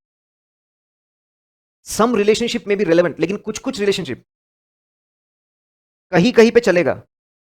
जैसे कॉस्ट पर किलोमीटर, रोड बनाने का खर्चा गवर्नमेंट सेक्टर में भी लगभग उतना ही होना चाहिए और प्राइवेट में भी उतना ही होना चाहिए। फिर अगर प्राइवेट सेक्टर में 100 गाड़ियां खरीदी तो लगभग 100 रिटायर हुई होगी, पीएसयू में वैसे ही होता है। तो कभी कभी कुछ रिलेशनशिप्स कंपेरेबल हो सकती, मैक्सिमम रिलेशनशिप्स ऐसी होगी जो कंपेरेबल नहीं होगी। उसको समझाते हैं 3 पॉइंट में, ग्रास रूट से। और कुछ कुछ कंपेरेबल होगी, ऐसे आपको 2 पॉइंट्स को समझाना है। At some places, at majority of places it is not comparable, at some places it is comparable. Now factors to be considered for analytical procedure, सुनो, ऐसे के अंदर नहीं दिया हुआ ये। मैंने जैसे बोला कि चैप्टर बनाने वालों ने किसी वेबसाइट से कॉपी पेस्ट करके टेक्निक्स डाल दिया और उसमें एनालिटिकल प्रोसीजर के कुछ कॉन्सेप्ट डिस्कस कर दिए, वैसे ही किसी साइट से उठा के, किसी बुक से उठा के छाप दिया है। लेकिन मजेदार है, it is like a summary of whole SA, पूरे ऐसे के इंपॉर्टेंट पॉइंट्स की समरी है। आनंदी इज प्रेडिक्टेबल, ठीक है, ऐसा उसका शॉर्टकट है। Let's see, A for availability of data. हम जानते हैं एनालिटिकल प्रोसीजर लगाने के लिए बहुत सारा डेटा चाहिए, रिलायबल डेटा चाहिए, तब जाके रेशियोज परसेंटेज ग्राफ बहुत प्यारे बन के कंपेरिजन हो पाएगा। Nature of transaction, routine nature के जो ट्रांजैक्शन होते हैं, purchase, production, sales, commission, tax, ये प्रेडिक्टेबल होते हैं। इनके बीच में रिलेशनशिप प्रेडिक्टेबल होती है, कंसिस्टेंट रिलेशन होती है। यहां पे एनालिटिकल प्रोसीजर काम के होते हैं। नॉन रूटीन ट्रांजैक्शन, ठीक है, नॉन रूटीन ट्रांजैक्शन मतलब एक्सीडेंट के लॉसेस प्रेडिक्ट करना मुश्किल है, नेचुरल कैलामिटी के लॉसेस प्रेडिक्ट करना मुश्किल है, कोर्ट केसेस का आउटकम प्रेडिक्ट करना मुश्किल है। रूटीन के लिए सूटेबल है, नॉन रूटीन के लिए सूटेबल नहीं है। आनंदी अवेलेबिलिटी ऑफ डेटा पे डिपेंड करता है, पढ़कर आए किस ट्रांजैक्शन के लिए सूटेबल होगा नहीं होगा, पढ़कर आए। रूटीन के लिए सूटेबल, नॉन रूटीन के लिए नहीं। मैंने बोला स्टैंडर्ड के जो कुछ इंपॉर्टेंट कॉन्सेप्ट है उनको जमा करके बनाया है, ठीक है। अकाउंट टाइप, इनकम वाले जो अकाउंट्स है उनके लिए ज्यादा सूटेबल है, प्रेडिक्टेबल है। इनकम वाले अकाउंट्स, इनकम एक्सपेंस वाले अकाउंट्स, क्योंकि वहां पे रूटीन ट्रांजैक्शंस होते हैं जनरली। इनकम एक्सपेंस वाले अकाउंट्स में ये ज्यादा अच्छा रिलेशनशिप होता है, discount to sales, raw material to sales, gross profit to sales, ये ज्यादा प्रेडिक्टेबल होते हैं, ज्यादा सूटेबल होता है। बैलेंस शीट, बैलेंस शीट में जो एसेट्स और लाइबिलिटीज है इनके वैल्यूएशन के प्रिंसिपल्स होते हैं। वहां पे एडजस्टमेंट वैल्यू निकालने का तरीका होता है, कॉस्ट और एनआरवी विचर इज लोअर। फिक्स एसेट में कॉस्ट माइनस डेप्रिसिएशन, कभी कभी इंपेयरमेंट। एसेट्स और लाइबिलिटीज में बहुत सारे चीजों का इफेक्ट होके एक आखिरी में चीज बनती है, उसको प्रेडिक्ट करना मुश्किल होता है, वहां पे इतना सूटेबल नहीं होता। हाँ, लेकिन एक काम कर सकते हो, दोनों को यूज करोगे, but relationship between income account and balance sheet can be use to obtain evidence about balance sheet account. मतलब डेटर टर्नओवर रेशियो, दोनों को यूज करो, इन्वेंट्री टर्नओवर रेशियो, ये आप रेशियोज निकालकर आप बैलेंस शीट के आइटम सही लग रहे हैं ना, इसका अंदाजा लगा सकते हो। बोले मतलब देखो, समझा रहे हैं आपको, इनकम अकाउंट, इनकम स्टेटमेंट के जो अकाउंट से इनकम एक्सपेंस, उसके लिए ज्यादा सूटेबल है, वो रूटीन नेचर की चीजें हैं, वॉल्यूम वाली चीजें हैं, प्रेडिक्टेबल होती है। बैलेंस शीट के आइटम में ओपनिंग बैलेंस, इस साल के बहुत सारे ट्रांजैक्शन एडजस्टमेंट फिर इफेक्ट होके बनता है। एनालिटिकल प्रोसेस इतनी सूटेबल नहीं होती जनरली, हाँ, लेकिन अगर बैलेंस शीट को मिक्स कर दो इनकम एक्सपेंस अकाउंट के साथ, रेशियोज निकालकर और रेशियो कंपेयर करो, तो बैलेंस शीट आइटम के लिए भी सबूत मिल सकते हैं। Nature of assertion,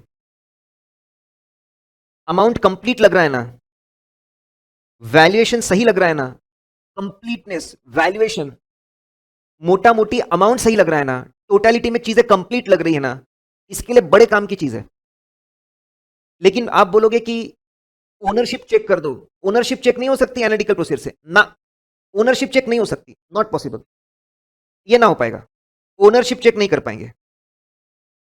Anandi, D stand for disaggregation, disaggregate करना मतलब detailed, detailed. If there is higher degree of disaggregation in analytical data, it will be used to higher degree of usefulness while performing analytical procedure। मतलब आप मेरे को सिर्फ monthly sales दे दोगे तो ठीक है, मैं मंथली ग्राफ बना लूंगा, लेकिन अगर आप मेरे को